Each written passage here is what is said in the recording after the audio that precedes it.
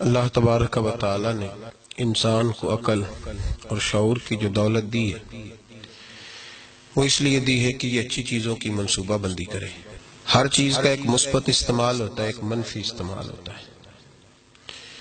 جو لوگ اپنی عقل کا منفی استعمال کرتے ہیں وہ سب سے پہلے اپنے آپ کو تکلیف میں مبتلا کرتے ہیں، اس لیے کہ بری سوچ انسان کو ٹینشن کا مریض بناتی ہے۔ پاکستان میں اس وقت جو نفسیات کے مریض ہیں ان کی تعداد لاکھوں میں،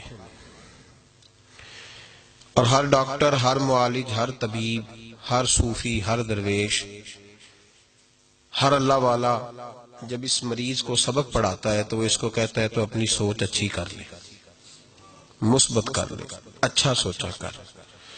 جب انسان اچھا سوچنے لگتا ہے تو سب سے پہلا فائدہ اس انسان کو خود یہ ہوتا ہے کہ اللہ اس کے دل کو سکون عطا فرماتا ہے۔ بڑی صاف ستھری سی بات ہے، آپ کسی شخص کے بارے میں اگر یہ سوچے نا کہ یہ آپ کے حق میں اچھا نہیں، یہ بندہ برا ہے، آپ پریشان رہیں گے۔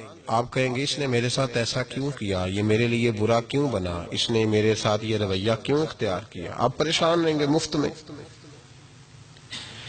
اور اگر آپ یہ سوچ لیں کہ یہ آدمی میرے حق میں اچھا ہے، اس کا مسکرانا بھی میرے لیے بڑا ہی اچھا تھا، اور اس شخص کا گھورنا بھی میرے لیے بڑا اچھا تھا، تو سوچ اس طرح کی ہو جائے گی کہ صبح کی ٹھنڈک بھی میرے لیے بہتر ہے اور دوپہر کا سورج بھی میرے لیے بہتر ہے، تو انسان سکون میں آ جاتا ہے۔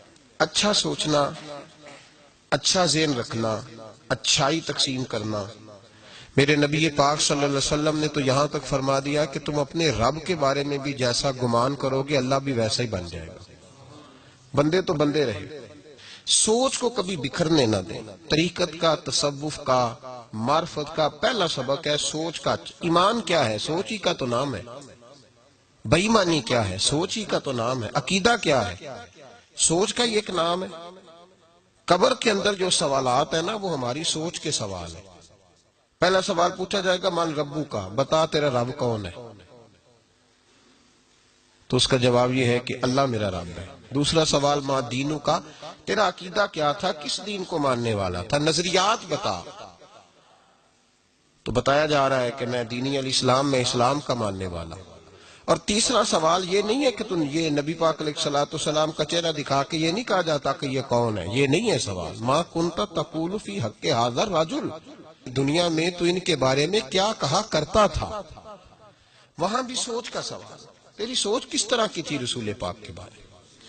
تو یہ جو ہم کہتے ہیں نا کہ عقیدے پر نجات ہے، عقیدے کے سبب سے انسان کی نجات ہے، تو اس کا ترجمہ یہ ہے کہ جب تیری سوچ اچھی ہوگی نا میرے بھائی، جب آدمی برا سوچنے لگتا ہے تو وہ معاذ اللہ دین کے بارے میں بھی بدگمانیاں اس کا ذہن بن جاتی ہیں۔